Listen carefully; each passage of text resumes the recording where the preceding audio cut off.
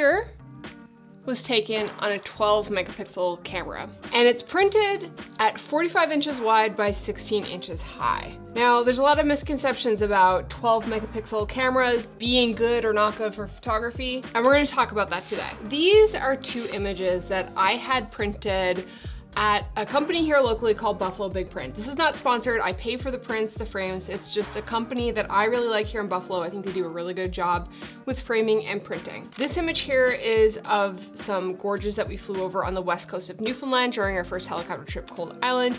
And this second image here is of Poop Rock. If you know, you know. This is the rock that we got stranded on in the second episode of the series. Both of these images were shot on the A7S2, which is a 12 megapixel camera. So if you are new here, we don't do in-depth camera gear reviews, but we do like to talk about the gear that we use to capture our images and videos for this channel. When Sony came out with the A7S3 last year, they got a lot of shit for rolling out with a 12 megapixel camera. The 2015 released A7S2 was 12 megapixels. The sensor size is what I love about the A7S line of cameras. It's fantastic in low light, it's made for video, and I think a lot of people were expecting this camera to be a hybrid photo video shooter. And while it does shoot really great images, it's definitely a video heavy camera. So when it comes to photography, is 12 megapixels actually good enough? First, let's talk about why these cameras are 12 megapixels in the first place. Sony makes a number of different types of cameras, but there are three kind of main common ones, and that's what we're gonna talk about right now. We have the A7S line, the A7R line, and then the A7 line. And if you aren't familiar with Sony cameras, this can be super confusing, but I'm gonna break it down real quick, and it's actually really simple to tell these cameras apart. The R in the A7R series stands for resolution. This camera is touted as a photography camera. It's super high resolution. It's built for getting these big, nice images. It's got photography specific features that the other cameras don't have, like a sync port, for example, for shooting with flash. The A7R can shoot video and shoots decent video, but it's made primarily to be a photo camera first. R, resolution. The S in the A7S series stands for sensitivity, and this camera is a video first camera. It's got features that are very specific to video that the other cameras don't have. Because of its 12 megapixel sensor, those pixels are actually a lot larger, therefore making them more sensitive to light and giving us the ability to capture these very clean images at night, even with using moonlight. The A7S line shines for video, but can take a decent picture as well at 12 megapixels. And then we have the A7 series, like the A7 III or the newly released A7 IV. And this is Sony's hybrid camera. It shoots high resolution photos, which aren't quite as high resolution as the A7R series. And it shoots good video, but it's not as good in low light as the A7S series. So this camera is kind of made for the hybrid shooter, the person who's looking for one camera that shoots both photo and video well. Okay, so now that we kind of understand these three different lines that Sony offers, I never understood what the complaints were when the A7S3 rolled out and the sensor was 12 megapixels. But people were mad though that the sensor in 2020 was 12 megapixels. Well, that's not good enough for photography. 12 megapixels! So back to my question, is 12 megapixels good enough for photography?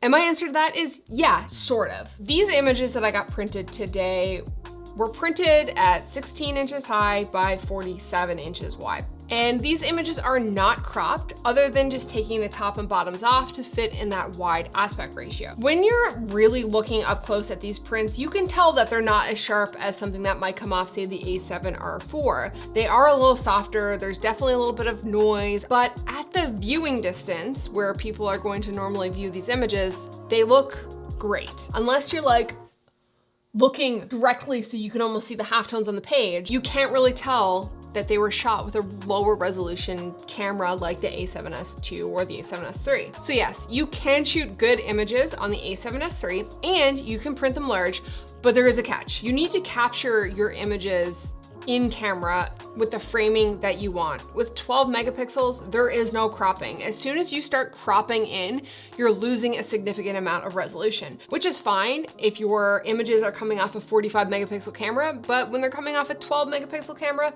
it's not going to work. And if image resolution is confusing to you, which it is, it's a very confusing topic.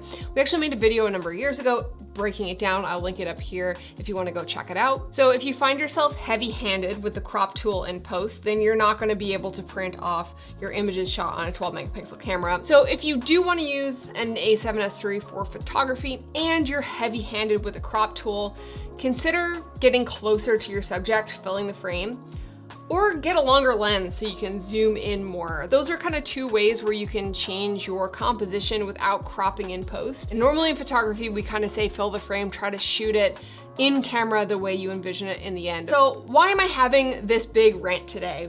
The A7S3 got released almost 2 years ago now. I think there's a common misconception about lower resolution cameras. There are ways that you can shoot with a 12 megapixel camera and get fantastic results that are printable at large sizes. And I wanted to talk about this today because I did get these two images printed and I had some thoughts. These two images tell a story.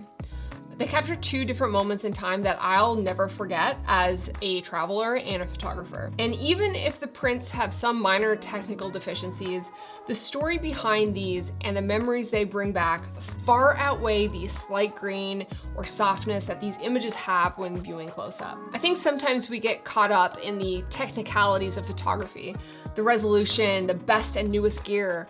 But photography is really about a moment in time captured, a one frame story and the memories that that frame holds. When I hang these prints now in my living room and I look at these images that were shot on a 12 megapixel camera from 2015, I'm not gonna think, oh, I wish I shot that on my A7R4, wish it was higher resolution, sharper. I'm gonna look at those images and remember flying over Newfoundland gorges for the first time, creating our first travel series, learning all of these things about filmmaking and travel and myself at one point in time. I'm gonna remember being stranded on that rock and, you know, sitting in the tent with the wind blowing and being scared and being so green, being out there in the wilderness and not having a clue what we were doing. It's gonna be a daily constant reminder of the special journey that this weird career of YouTube has brought me on, and these opportunities that we've kind of created for ourselves to be able to capture images like this, no matter what resolution, even if they're on your phone. It's about the memory and not about the technical correctness of the image, if that makes sense. Okay, so that's my little rant about shooting on 12 megapixel camera. I hope you guys liked the video. Random one today, just wanted to have a little rant, and we'll catch you on the next one.